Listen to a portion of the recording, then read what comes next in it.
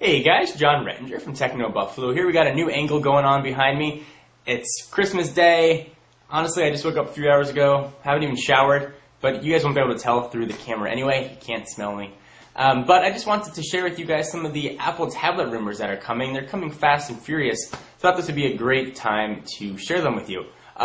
First, I want to wish everybody a happy holiday. Hope you're celebrating with your family. If you don't celebrate Christmas, hope you got to spend some time with those that are most important to you, since that is obviously the biggest reason for the season. For all that sentimental stuff aside, let's talk about the Apple tablet. If you guys remember back when the iPhone came out, there was just a bevy of rumors leading up to its launch about what it was going to be, what it was going to do. It sort of hit a fever pitch, and we're at that same point now with the tablet. Seems like every day the new reputable sources coming out with a new rumor. So I want to recap sort of where we stand on all the Apple tablet rumors, what we've heard, and I think what we can expect. So let's start with an announcement. Allegedly, according to Mac Rumors, Apple has a January 26th date set aside for a tablet announcement. They reserved one of the large conference centers that they've used in the past for other events. Hasn't been confirmed by Apple. It's just been reserved by a large technology conglomerate.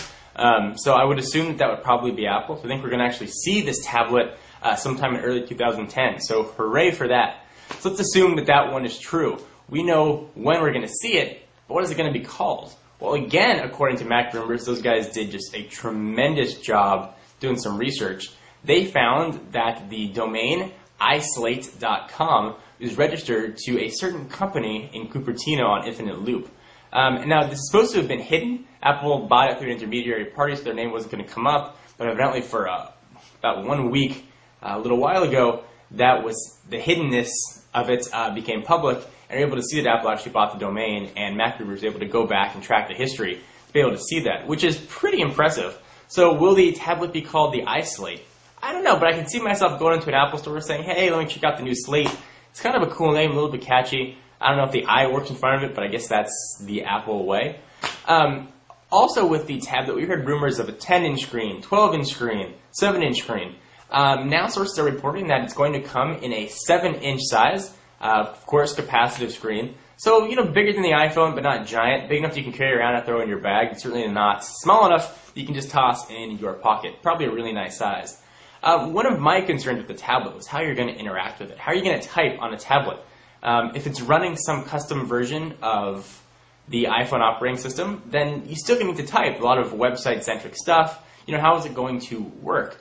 Well, again, folks at Mac Rumors shot out some really cool patent information that Apple patented a little while back for tactile feedback on a mobile device. Now, this is not just haptic feedback where you push a button and it vibrates. This is actually the screen changing. So I've got my iPhone right here. I'm going to try and sort of show you what I mean. So pretend this is a 7-inch tablet. Of course, it's just an iPhone 3GS.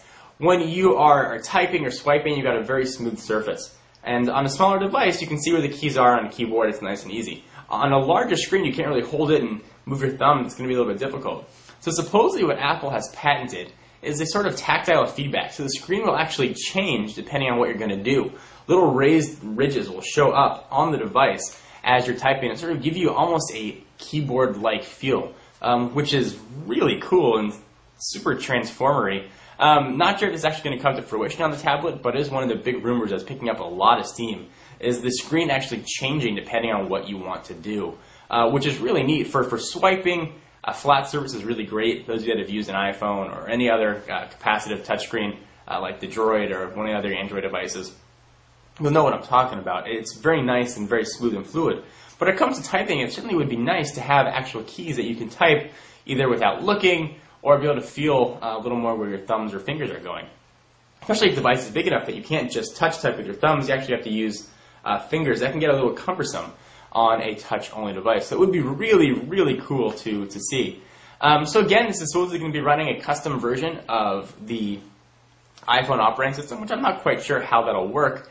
Allegedly, Apple has already contacted a few of the big iPhone developers, asked them to create apps on a larger resolution screen. Supposedly, all the apps that are in the App Store right now will be able to be played on this new tablet. I think the companies just have to remove their screen resolution caps that they have on there. Most of the people that are programming put in sizes for the iPhone, so that's the only device out there. If those are removed, it'll automatically upscale to whatever size device you're looking for or you're playing on. So hopefully that will offlay some of the fears people have had about the tablet. Personally, I think the tablet's going to be a great device if it even does come to fruition for magazines, for ebooks. You know, there's a great ebook platform for the iPhone, but I just can't read on something that small. It just hurts your eyes. If you think about what you can do on a tablet with magazines, I think that's really maybe where things are going. Certainly print media is a dying breed. When you look at physical newspapers or magazines, certainly their subscription rates are going down. People are turning to mostly online to get their information.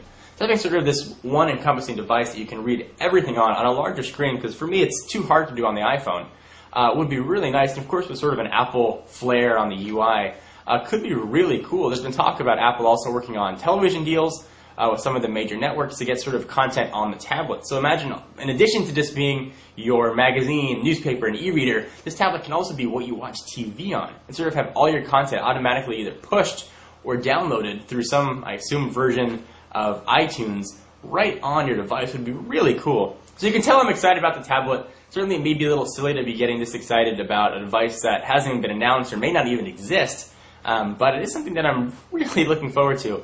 And I think 2010 is going to start off with a big bang from Apple. So what do you guys think about all this tablet news? Are you excited? Are you not excited? Do you not care at all because you're busy opening presents? You know, let me know in the comments or a video response. I'd love to hear from you guys. Anyway, I'm John Rettinger from Techno Buffalo, and I'll see you in the next video. Bye-bye.